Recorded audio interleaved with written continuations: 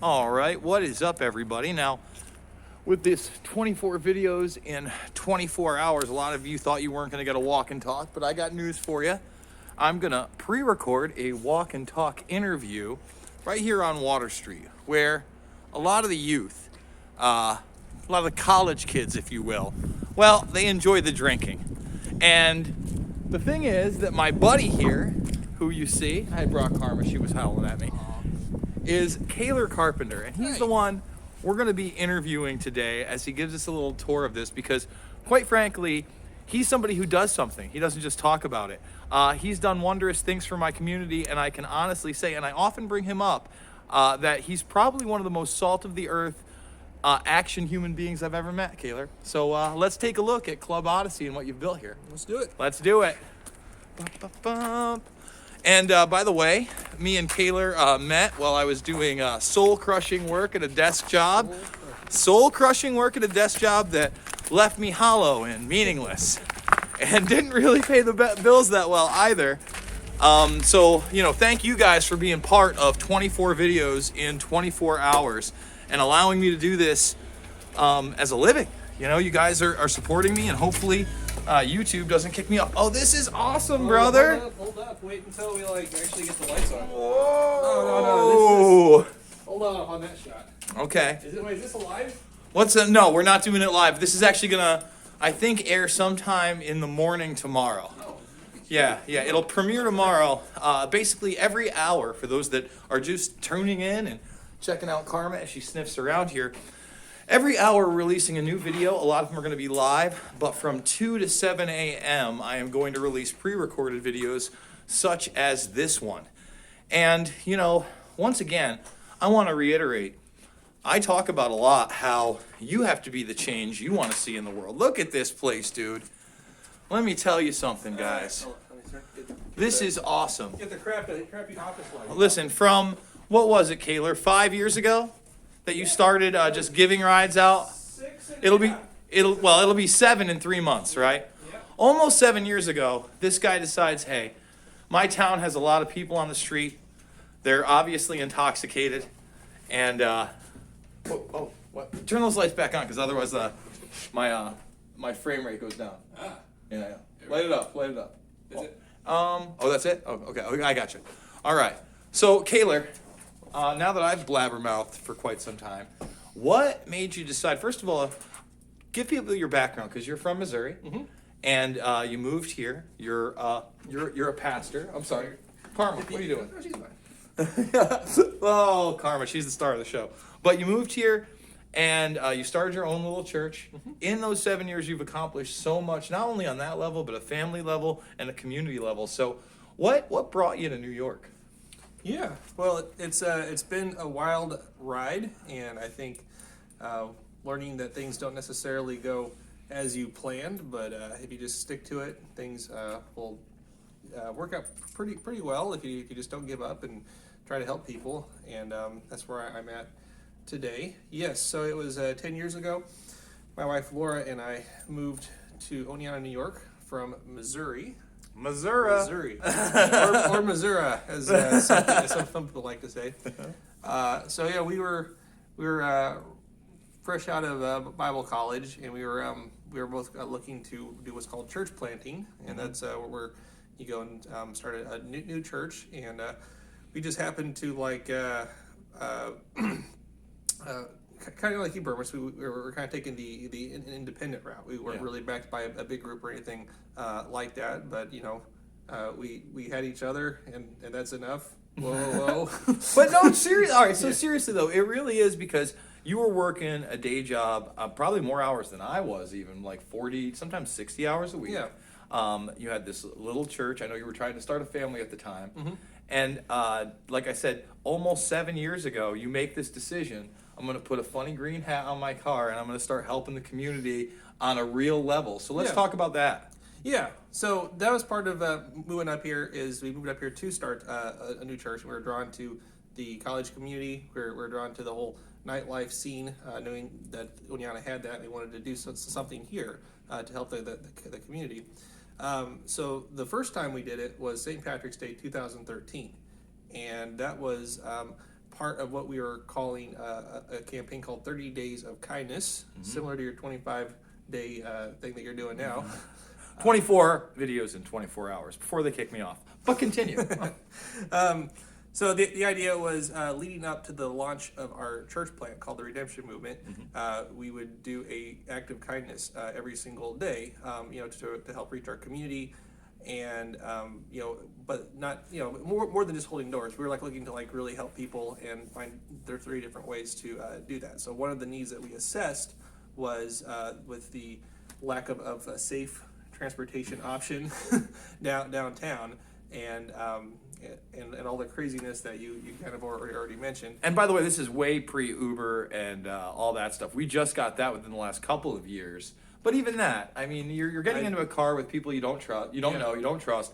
There had been some reports of sexual assaults by these cab companies, and you took the bull by the horns, and you built something called Oneonta Rides, where you got, a ton of people involved in the community. Not only people from your church, but people were like, wow, this guy's doing something.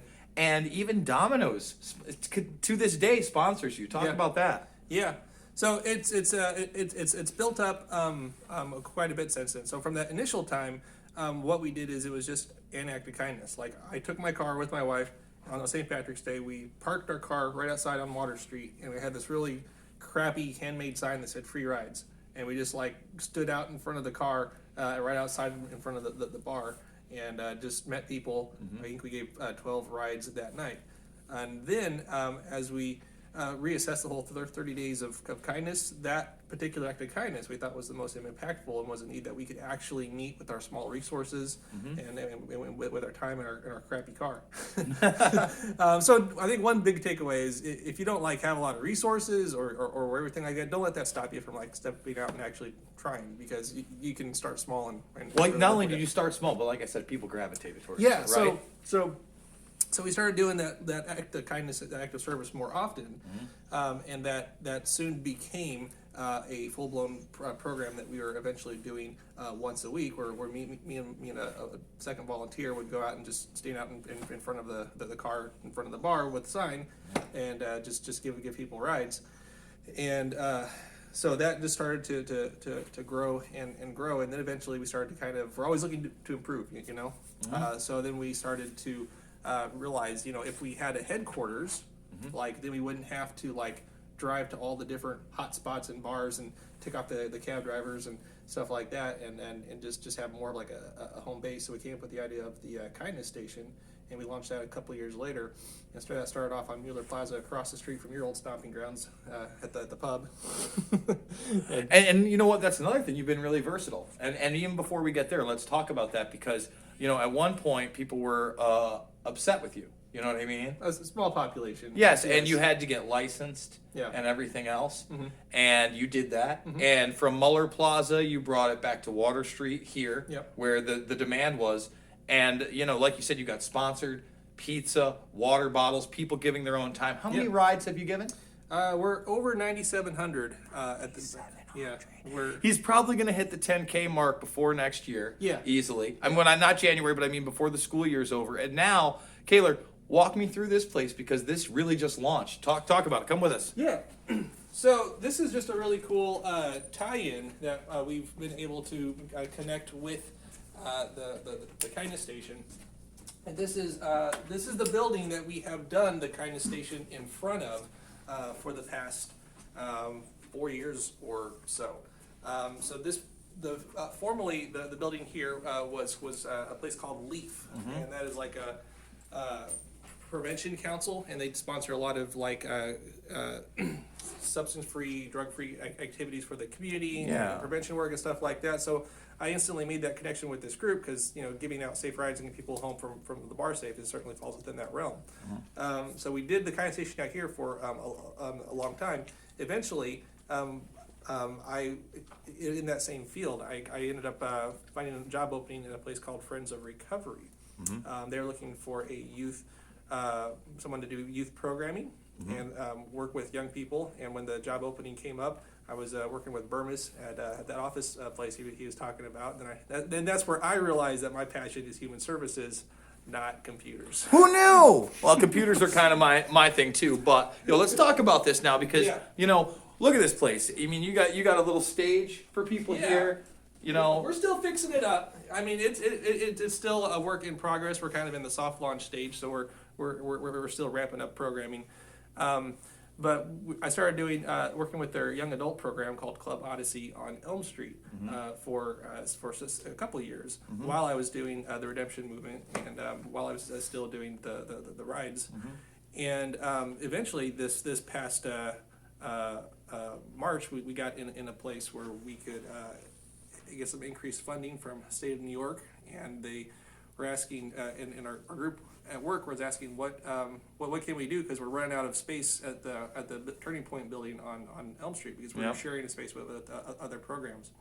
I want to take a step back from that and said at the same time when I was starting over there at Club Odyssey, Leaf was in this building and they moved out.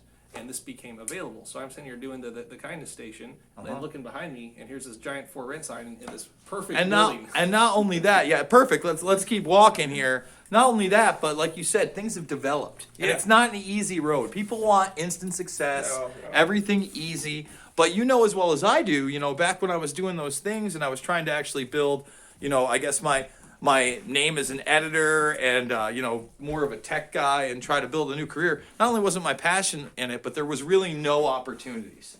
No opportunities beyond the ones exactly you can make, and they certainly weren't being made there. They weren't being made there for you. Not to diss the place because it gives people employment and everything else. But the moral of the story is the more you gravitate to things that are positive, that are your passion. I mean, take a look around, man. This is awesome. I mean, I know that eventually, we're going to do an even more in-depth thing when you have people in here. But, if you had to leave my audience on anything, first of all, how can they support you? But how can they take that first step? Because everybody's got a different skill set, right? What was your first step in saying, because like you said, it wasn't even the rides. It was with the kindness station. What was that first step that you remember that really made this happen? The first step that made this happen, I would say, just stepping out and doing something. One kind of a catchphrase I've been saying all along is see a need, meet a need.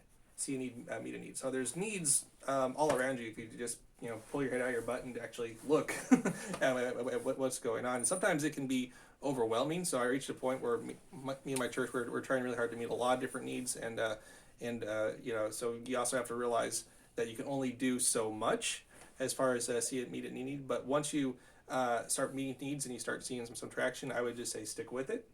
And the more you do it, and the more visible you become, the more people start to rally around you, which is where we're at today. We have anywhere from probably 5 to 30 volunteers helping us every Friday night from all over the community, and it's a beautiful thing. And we've tied this into this youth program that we're doing here in the space directly behind. And when the two go simultaneously, you have to bring your camera because it's cool. We're doing the rides right out front and in here, young people. We're gonna get it going. We might even do simulcast live streams. Okay. So I'm looking forward to it. Again, how can they support you? Oneonta Rides, I know that's a thing. Yeah. So as far as we do have an online giving platform, if you go to donatetheredemptionmovement.org, you can find our giving website. And aside from that, we just kind of operate on people just kind of give us stuff. So we've got a couple cars. People just give us cars, and we take those and license them and insure them and put them on the road. I would love to have a van. I've been doing this for 7 years, never had a van. So that would be, guys, that's a real thing. We're in upstate New York. This guy will drive to one. We'll get a pickup truck. We can make it happen. Yeah. And like I said, he's taking real action. So Kaler, I just want to say thank you, my friend. This is what a real man looks like, by the way. And that's not to diss women. I'm just saying this is a real human being that does real thing, that steps out onto the playing field. Whether he wins or loses, he's trying and he's doing the real thing. And believe me, he's helped so many people. I can't say enough about him, especially this holiday season. It's 24 videos in 24 hours. I absolutely love you guys. This is Kaler Carpenter. It's the Redemption Movement. You got to check it out. I love you all. See you on the flip side.